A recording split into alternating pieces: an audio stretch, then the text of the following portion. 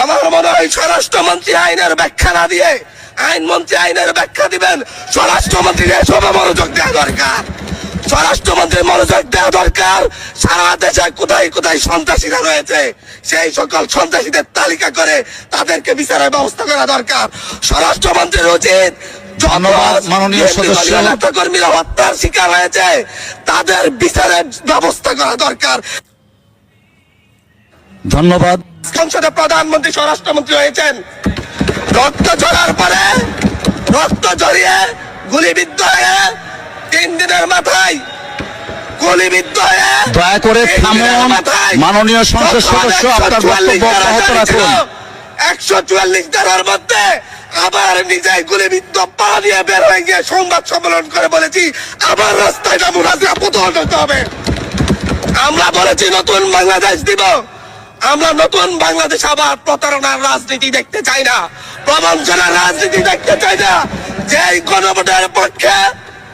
গণভোটের পক্ষে আমাদের মাননীয় প্রধানমন্ত্রী প্রচারণা চালিয়েছেন, যে আদেশের পক্ষে মাননীয় সরকার দলীয় সংসদ সদস্যরা প্রচারণা চালিয়েছেন, আজকে এখানে এসে কেন এটা নিয়ে আবার দীর্ঘ আলোচনা হতে হবে? আমরা 90-এর গণঅভ্যুত্থানের কথা বলে যাই নাই। 3 জোটের রূপরেখা হয়েছে, বাংলাদেশ গণতান্ত্রিক ভাবে উত্তীর্ণ হবে কথা দেওয়া হয়েছিল, কিন্তু 94 সালের মাগুরার নির্বাচন কারা আয়োজন করেছিল? কারা 94 সালে মাগুরার নির্বাচন আয়োজন করেছিল? আজকে আবার এই সংসদে দাঁড়িয়ে আবার এমন একটা ব্যবস্থা নিয়ে যাচ্ছেন, আরেকবার যে মাগুরার নির্বাচন আয়োজন করবেন না এর নিশ্চয়তা কে দিবে? এর নিশ্চয়তা কে দিবে? আমি আমার সবচাইতে কম বয়সী প্রার্থী হিসেবে নিজের প্রার্থীটা জমা দিয়ে এলাকায় গিয়েছে প্রচারণা করতে, 3বার হামলা শিকার হতে হয়েছে। আমি সংসদ সদস্য হিসেবে এলাকায় গিয়েছি, সেই জায়গায় আমার উপর হামলা করেছে, সরাসরি ভিডিওতে দেখা গিয়েছে। অস্ত্র নিয়ে, দেশীয় অস্ত্র নিয়ে আমাকে কোপাতে আসা হয়েছে। তারা কারা?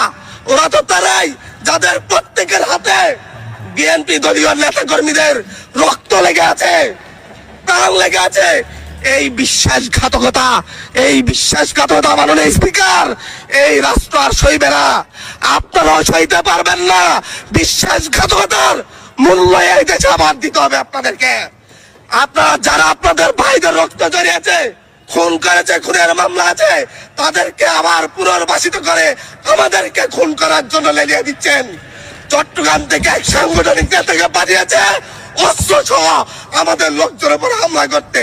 ভোটের দিন সকালবেলা থেকে প্রত্যেকটা ভোট কেন্দ্রে অস্ত্র দিয়ে মহড়া দিয়েছে। 30টা